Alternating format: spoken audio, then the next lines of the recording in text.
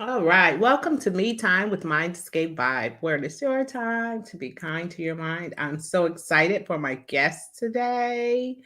And I want to make sure that I pronounce her name correctly. We're on that thing. We're on that jam right there. Uh Ikela, I'm Alakai Simone. Alakai Simone. Yeah. Okay, Alakai Simone. I didn't put my phonics on my paper, so in the editing process, it will be pronounced perfectly. But I do want you to know I love your name. I shouldn't Thank forget you. it because I loved it when you said it. I was like, Alakai. That's why I didn't put any phonics with it because I was like, Alakai. I'm not going to forget that. I'm liking that, and It's here I all am. good. It's all good. So thank you so much for coming on. I am super excited to have you on as a guest today, especially in for our September theme for entrepreneurs and independent thinkers that's wanting to do multiple things and just be able to explore the options that they have available to them. So thank you so much for coming on. Absolutely. I'm really excited to be here and share a bit of my story, my message, and like you said, hopefully help others out there looking to do something similar. Yes, yes. We all have a different story. We can all learn from each other. That's the great part about podcasting. I learn from guests all the time. I always like to start the show by asking, what's your mental victory vibe celebration? And that's something that you've done for yourself to pour into your own cup. So, Alakai, what have you done for yourself lately? I love it. This is a great question that we all need to ask ourselves even more often. But I want to share that I do this thing. I actually started this when I started the process of writing my book, which we'll talk about later. But my mental victory vibe is every morning I get up and I spend 5 minutes meditating. But I'm someone, because they say meditation is very, it's good, it's self healing, it's, good for your mind. But man, staying still and doing nothing for 5 minutes is tough. Mhm. And so I actually have added on this whole like stretching thing. So how can I give myself some, self-love, self-care? I take 5 minutes and really dive into deep stretches every morning, clear the mind. It allows me to flow better in my day, release some stress and anxiety, while also hopefully becoming more flexible in the process. I get that. It can be hard starting out to it was I barely made it 30 seconds when I first started sitting and meditating and my thoughts were all over the place. And at first I initially really thought I was doing something wrong. I really did. And like now it is a peaceful moment. It's so peaceful for me that I put my dog away and Rain is like, I know what you're doing. Can I just sit here? No, because every time I start, you go sniffing off in the kitchen or something. I can't be distracted. So I get it. I get it. Yeah, you gotta cut out all the distractions, Mhm. exactly. Especially when you have an opinionated dog that want to grunt back and tell you that you're wrong. You know, what's your personal empowerment theme song? All right, so I don't expect a lot of people to know this song, but it's a song called Overthinker, and it's by an artist called Enzo or Inzo.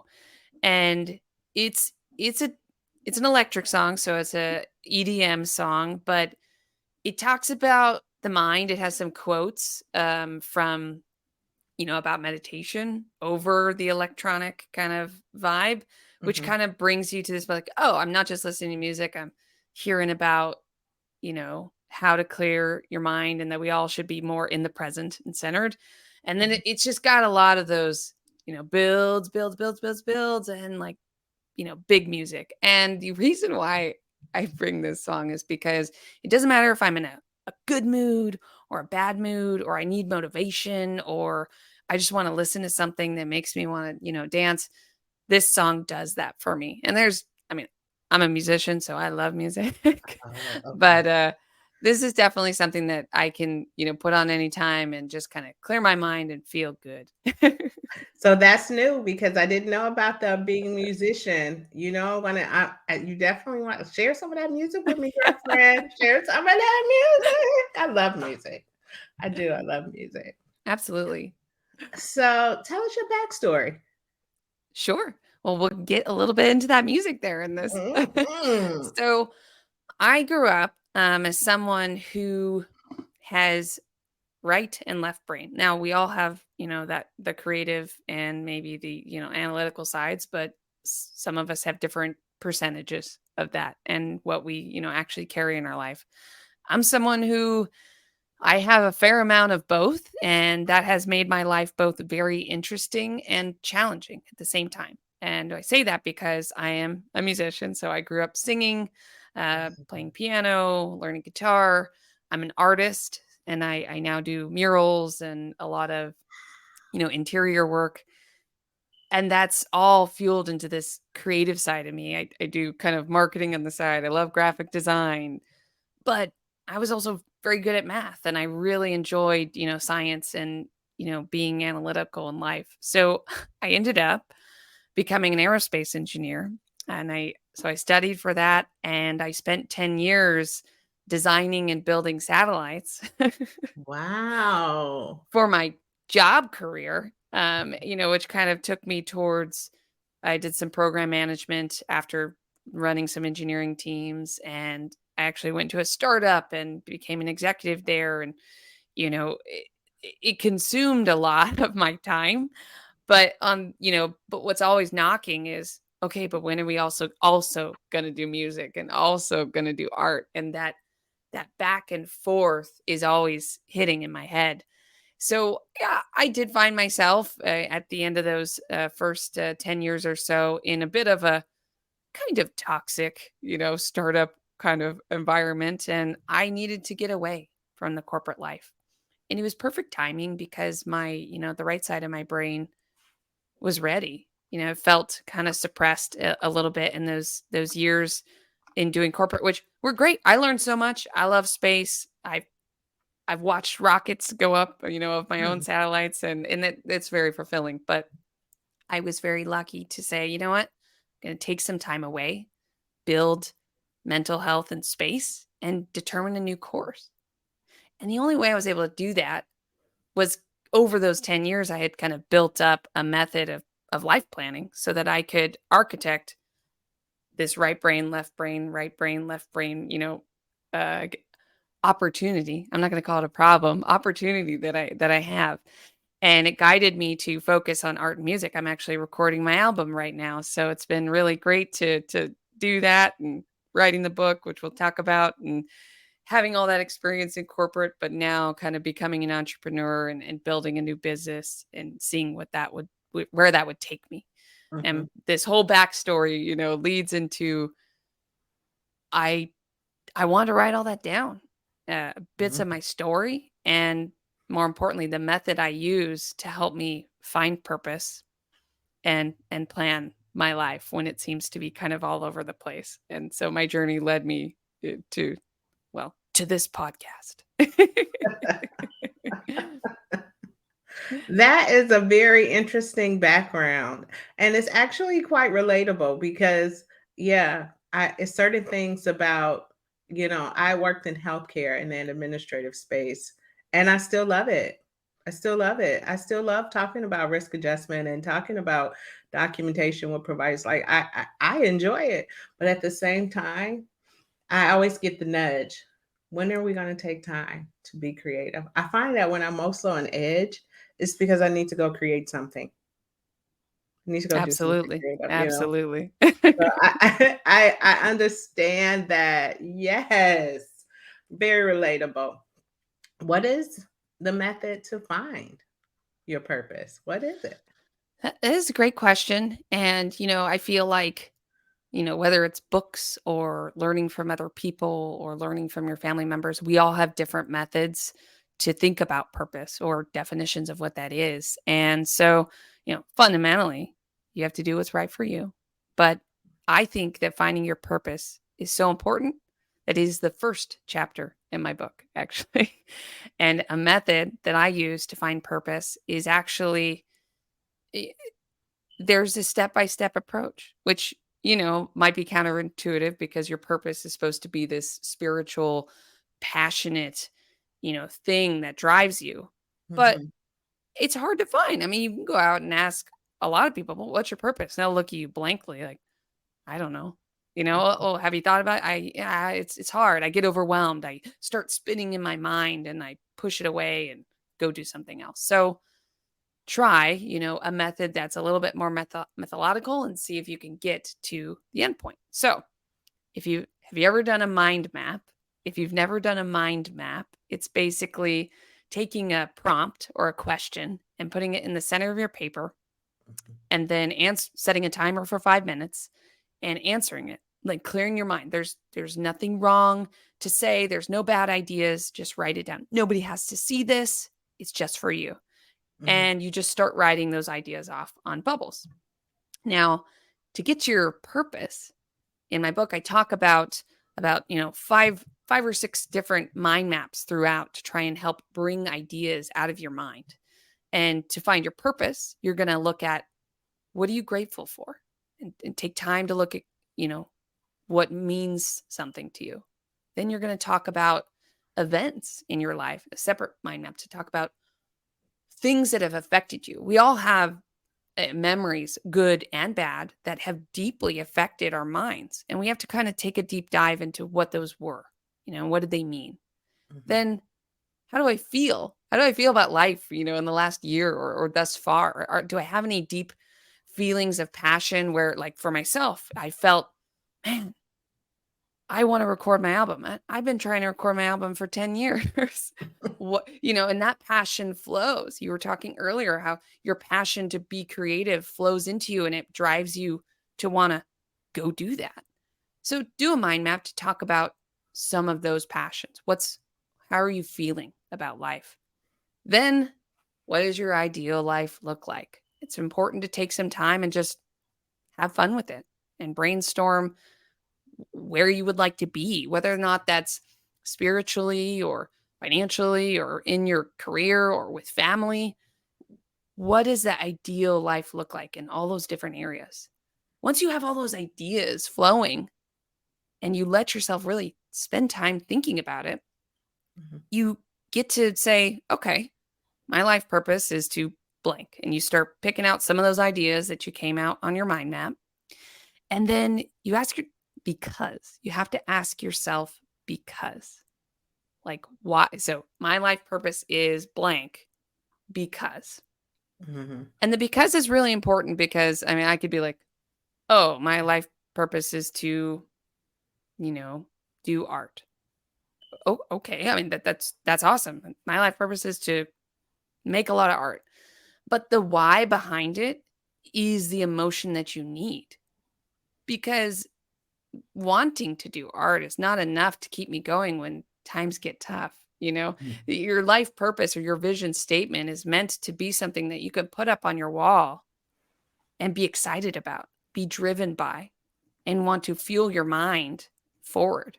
So you've got to ask yourself the deeper whys. And so the last thing on this whole concept of how do I build and develop a life purpose is I leverage the 5 whys kind of exercise where I ask myself, okay, let's say my life purpose was I wanted to become, I should say there's usually not one life purpose. Usually you have, 1 to 3, 2 to 5 separate life purposes because we do have multiple things going on and things that, fuel us. So you down select to a couple and let's say I thought, well, my purpose is I need to become financially free. Well, that's a funny purpose. Like what's really behind that? Well, what's the why? And I was like, oh, well, it's because if I was financially free, I could focus on my art. And we talked about art a little bit earlier. And I'm like, well, why do you want to focus on art? Well, I when I'm doing art, it makes me feel at home. I feed my inner child. Mhm. I get to create for others. Oh, well, why does that matter to you? Well, I don't get to do that creative work in my current job and I feel like I'm not growing with joy in my life. And you get the idea where you just kind of keep asking yourself why on each of these statements. And you start getting to the deeper part of a given item. of a given life purpose statement. And in this case, as I keep asking myself why, I realize, I my life purpose is to free myself of some of these maybe burdens, or you could say become financially free. So maybe I'm not, working 60-hour job and not having time for art, but it's because I want to be able to express myself without inhibitions and, help the world in the process. You just ask yourself why until you get there. So it's continually going deeper and deeper into, your passion. R- It's deeper, going deeper in that. And to identify, your time, talent, and treasures. Are you saying this method really works well with that? Absolutely. Exactly. Because, in summary, the method is give yourself the space to open your mind and put all the ideas on paper, good and bad. Now, look at all those beautiful ideas. Pick 5 of them that resonate. You can even bubble them in different themes and you realize, I've got 5 or 6 things in here related to health. Maybe health is something that's actually really important to me. And now I see that because I've taken the time to visually put it on paper. And then you ask yourself why. And it'll get you deeper to a point of understanding I what really like the specifically about health. concept. I Yeah, really like the concept because it can work in multiple ways too, especially if someone is seeking to venture into entrepreneurship. It's a great way to do that mind map to really niche down and find out which direction you want to go in. And it's not to say that they have to be strict, because that's one thing you have not said. That means that we can have some flexibility in the process. But the other piece to that is too, if you are working and you want to grow in your career, this gives you an opportunity to decide how you want to grow, what do you want to grow, where you want to grow, what direction you want to go in. I really like the idea. absolutely. Absolutely. It's free form, but it has enough structure so that at the end of the free form, you ideally actually get to a short list of statements that you can write up on the wall and see every day and live, with purpose. I like it. Make it plain and make it visible. That's just what you're saying. Make it plain, make it visible, make sure you can see it. you know, Not a book that Exactly. you got to blow the dust off of.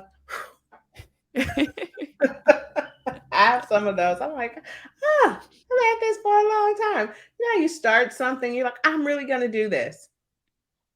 And then you get other things start to take priority. And when you get back to it, some dust on it. And you're literally blowing dust off. That's right. It's like, You blink too long and you wake up and it's 6 months later. So you got yes, yes, yes, yes. What are some mental tools that are critical to making a change in your life to become awesome? all right. I like it. So, in my book, I actually separate my book into well, there's 3 main themes throughout it, which is wait, s- segue. I should take a moment to say I just have this book I keep saying that I'm going to talk about at some point on this. I think we're talking about My it more. book is called Conquer Your Summit: How to Build a 5-Year Plan and Live Your Best Life. So a lot of everything we're going to talk about here is pieces of how we're building this awesome life. So that's important.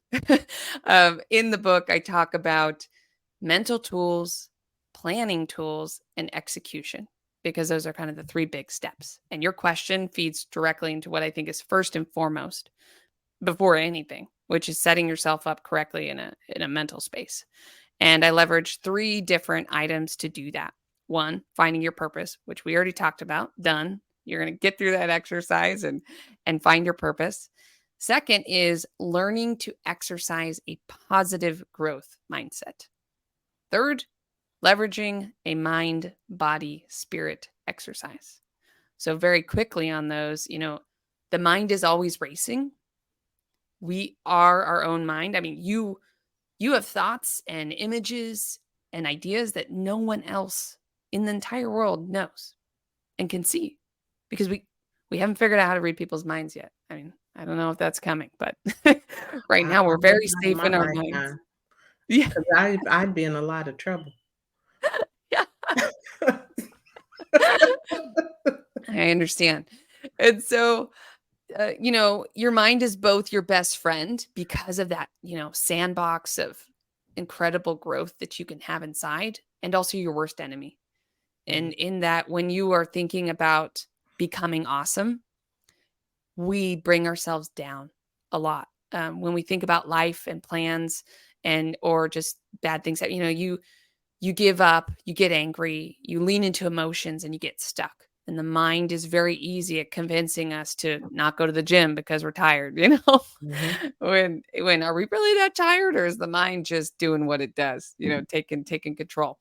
So that's why these mental tools are so critical. And the two I use are, positive growth mindset and mind, body, spirit, where a positive growth mindset is choosing to take the time. This one's hard. You have to take the time to change the way you think. If you find yourself someone who has a fixed mindset, which basically means you don't want to change, or you have less open-minded thoughts.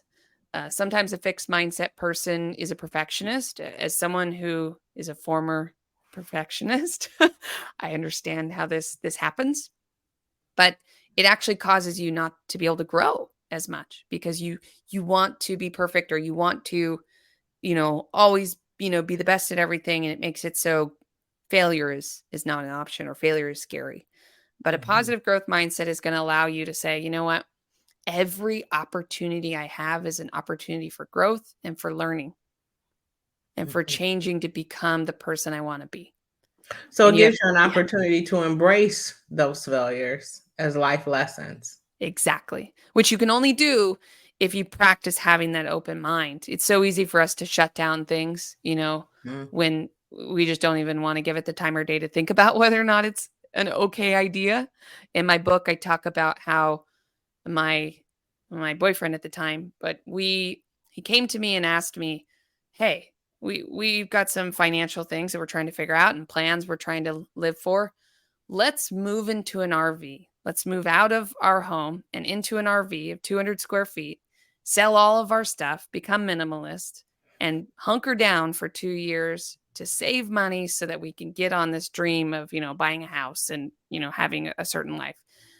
I was like, heck no. I mean, talk about fixed mindset. There, it was just like, no, moving on, next conversation, going on.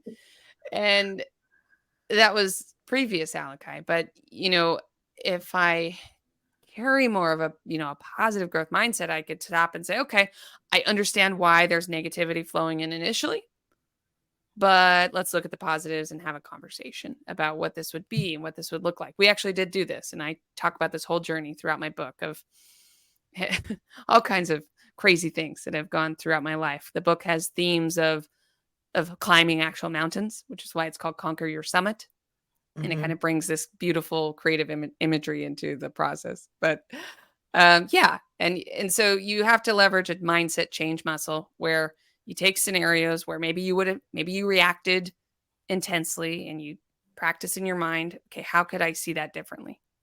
You know, Mhm.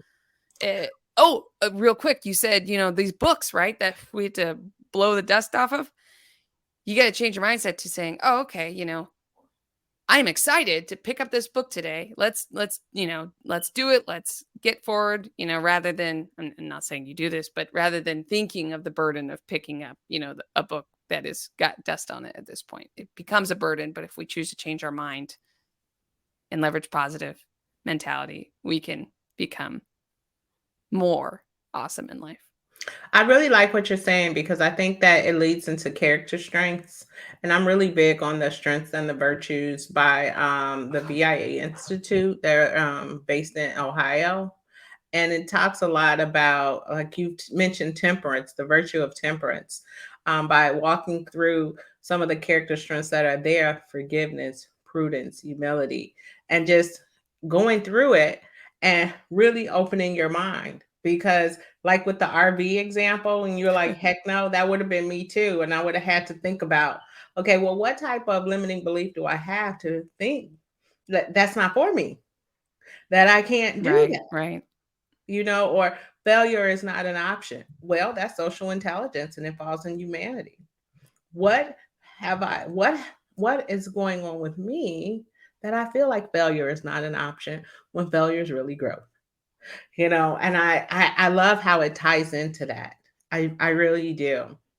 What was the Absolutely. basis of really was the basis of writing these foundational methods in your book really geared from your transition from corporate America, or was it something that you were just like, I know you talked about, hey, I had to put it down, I had to write it.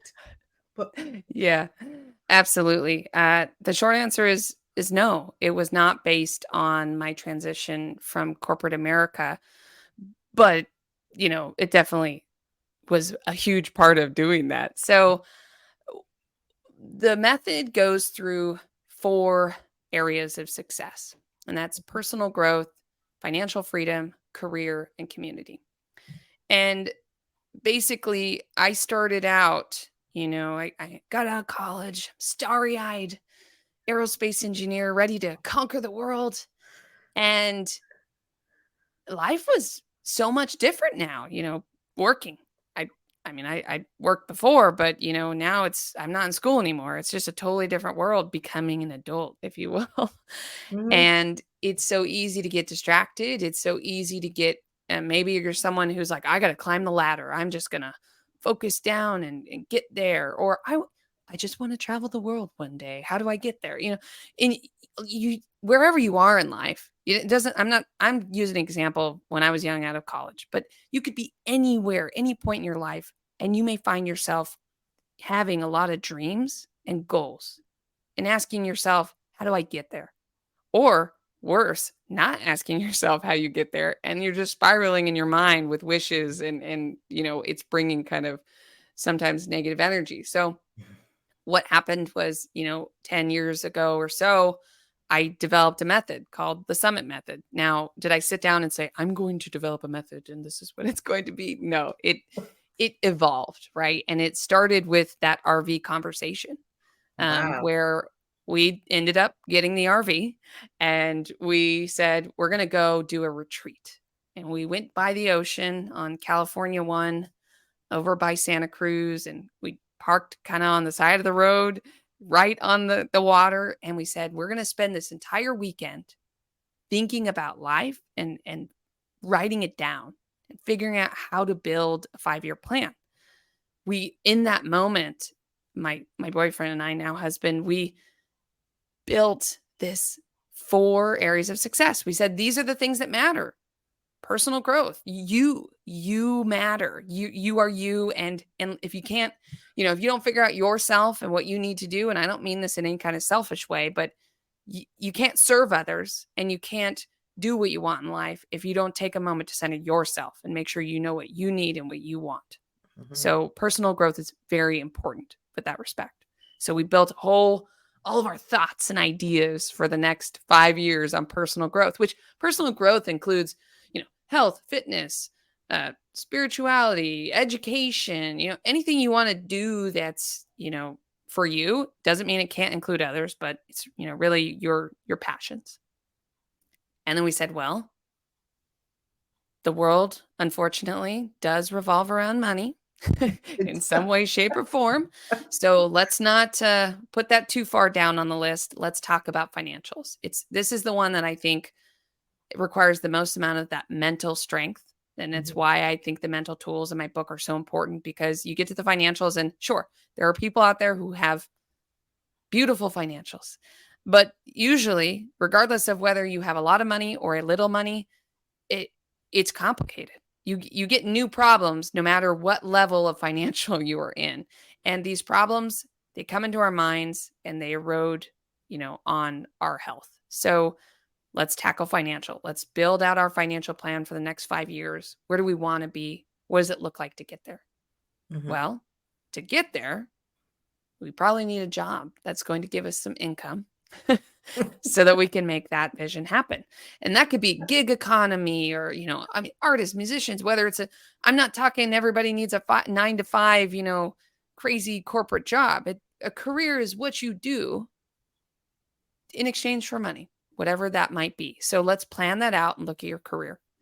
And then let's close with community, not because people are last, but because you your community is what centers you and holds you up and encompasses your life. And we often forget how important the people around us actually are to making everything happen. So I always put community last.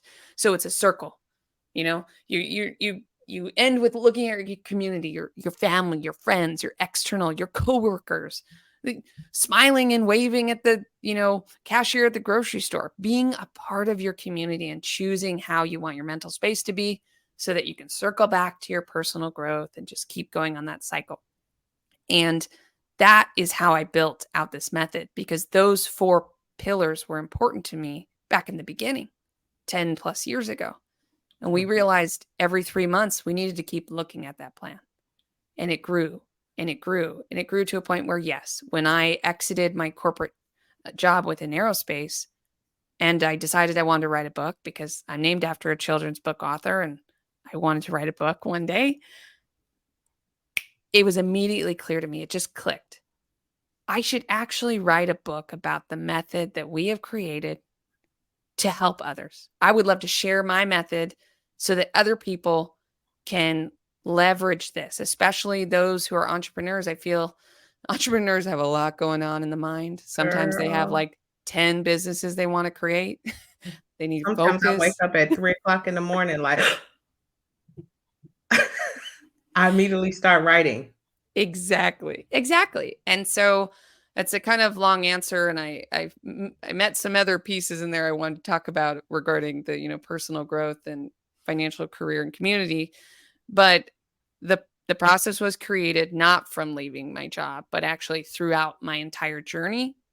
And leaving my job was just, you know, the final step to getting it on paper and articulating it in a way that I felt could actually help people with their lives. I really like the story. I like how it came about. It started with the RV. It Yes. started with the RV. Which I lived on the streets in this RV for 2 years. We parked outside of our company because and I lived in the Silicon Valley, San Francisco area, and this was a very common thing that people would just be like, I'm going to be a minimalist and I'm going to commute wherever I need to go and do what I need to do. And it was crazy. It really was. It sounds like it, but I'm intrigued. I'm intrigued. Yes. The stories, many of them. Yes, because what you learn about yourself when you shrink everything down, when you pare down, you learn a lot about yourself. So I'm Absolutely. intrigued. What is a 5-year plan? You've Sure. mentioned it quite a lot. You've mentioned it quite a bit as you're talking about personal growth, financial, career, and community. Let's talk about it. What's that 5-year plan? What is that? Absolutely. So, okay, a 5-year plan. I think we're all, okay, I get it. It's a 5-year plan. You sit down and you think about the next 5 years. People doing That's the business, people, generalization. yeah, it's a generalization. And the other generalization that comes with that is most of the time, if you ask that question, hey, do you have a 5-year plan? And someone's gonna be like, no, well, I, who does I'm just that? trying to Do make it people through the actually day. make Do people actually make 5-year plans? I mean, the short answer is not very many people make 5-year plans. And it has this kind of, stigma that it's, you don't need it. That's a silly thing to do. And, really, you should plan differently. You know what? I get that. And I think the pieces that come in that mentality have to do with how am I going to know what I'm doing in 5 years? Why I should just, plan more near term. So, first and foremost, a 5-year plan is making a trajectory, a thought process for the next 5 years. So you have a guide, not a strict thing that you have to follow. So get all those ideas of 5-year plans out of your head and just say, you know what? It is wise for me to look forward 5 years so that I can make sure that some of the big things in life are thought through. My perfect example is children. I mean, sure, some people heavily plan to have a child, some people don't, and there's a whole spectrum between there. But, if a lot of people will be like, "Do you want to have kids?" And they're like, "I don't know, someday." Well, eventually, you get to a point where medically you can't have children anymore. So if you just keep putting off the conversation of whether or not you want to have kids, you will get to a point where you maybe can't. So that's a conversation where if I use the next 5 years and I use my age and my dates, I can go, oh, wow. I now suddenly am enlightened that I should consider having kids in the next 3 years. Whereas before it was always in the Mm, future. And so I use the example of kids, but 5-year plan is a method you can use to take day day one, your now, your current state, mhm, and yourself 5 years down the road and say, what are the big goals and dreams that I would like to see for myself in 5 years? Now, is it like 4.5? Is it four? That's doesn't have to be 5 years on the dot, but it's in that general long term period. What are the big goals? And then you create what I call the planning sandwich, which is mm, a sandwich.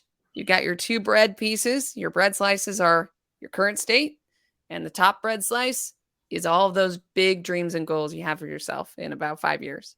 Now pick out all the ingredients in the middle. And that means if your big goal is to, let's say for me, I'm trying to record my album. If I have a big goal to say, I want to record my music album in 5 years, what do I need to get there? So it's easy to think that a 5-year plan is just thinking in the future and seeing what you want to accomplish in 5 years. It's much harder to figure out actually how to do that, which my book actually goes through detailed steps and it has templates to follow to help you get through those plans. You basically are going to take those big ideas and break them down. Okay, what are the mini steps or the mini goals to get to recording my album? Well, I probably need to. How many songs do I want? All right, I have 13 songs. Okay, do I have those songs? No, I have half of them. I'm making this up, but live. But architect each year a mini goal that's going to get you to your end goal, and that's your planning sandwich. It sounds so simple, well, but this takes a lot of time and a lot of thought. it's yeah, it's we don't do it right. And all I'll say is on the question of like why do this? Why think about a 5-year plan? I talk about building a 2-year action plan to give yourself some more details and how Mhm. to execute and then your quarterly goals to get there. Why? Because when you go to the grocery store and you don't have a list, what happens to you? You overspend. I see so many videos on TikTok about my Target trip. I went for one thing, $300 later. Like, it's true. Exactly. I'm very list oriented when I walk in Target. Exactly. And then when you plan ahead of time and you write out a list for the grocery store, and then you go into the grocery store, do you buy every single thing on that list and only that list? For me, yes. Because Exactly. That's yeah, because if it's not on the list and you're like, "Well, what about this?" I'm like, "It wasn't on the list. That's why I don't have it. Next time, make sure it's on the list." Yes. Yes, I exactly. do. Now, someone like you is going to be able to take a 5-year plan and now see clarity and vision and go execute on that. Now, Mhm. get to those goals and dreams.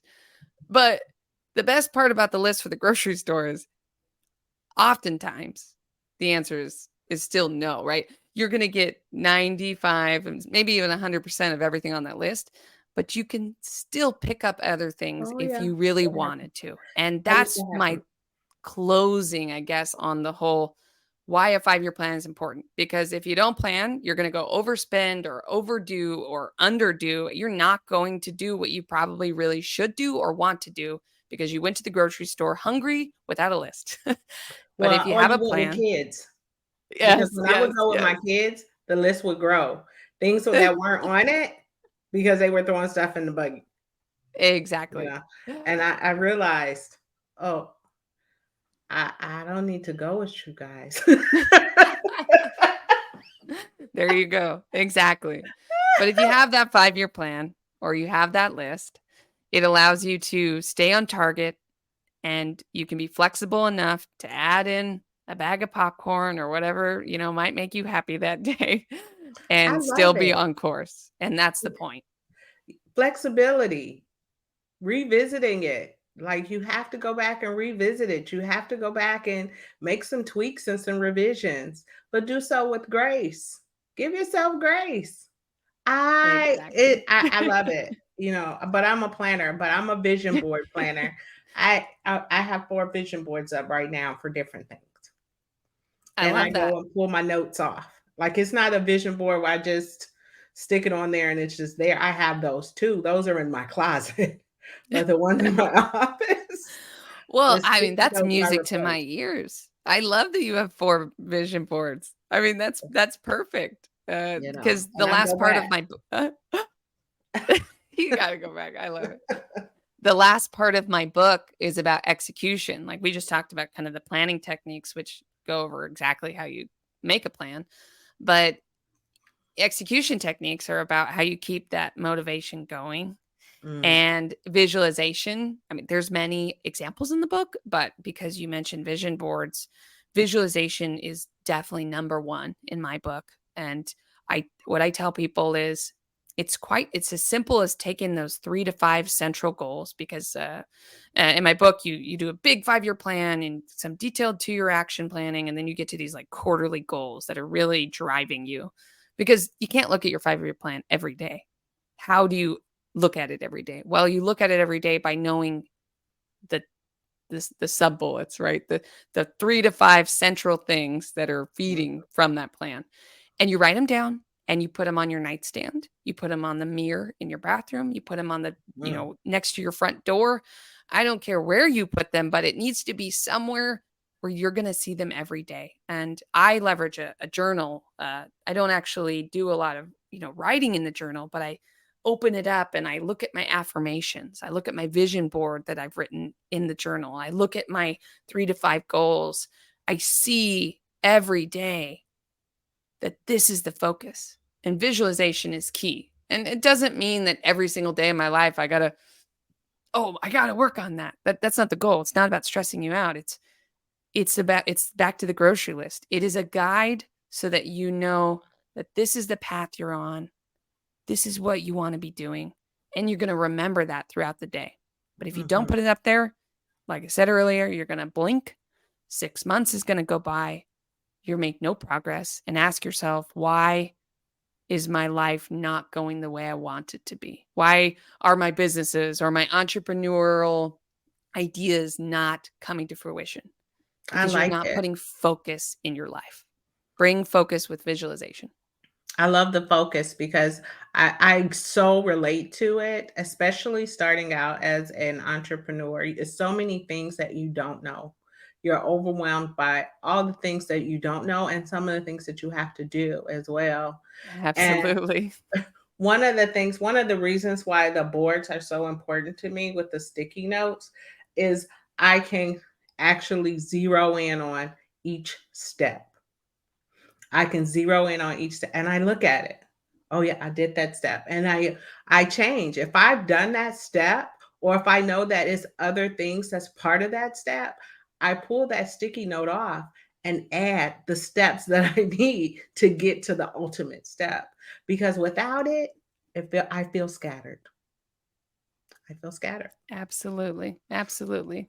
It's I like I it. just love it. I love all your vision boards. That's exciting. I love it. What advice would you give your younger self to cultivate self-trust? It's a good question.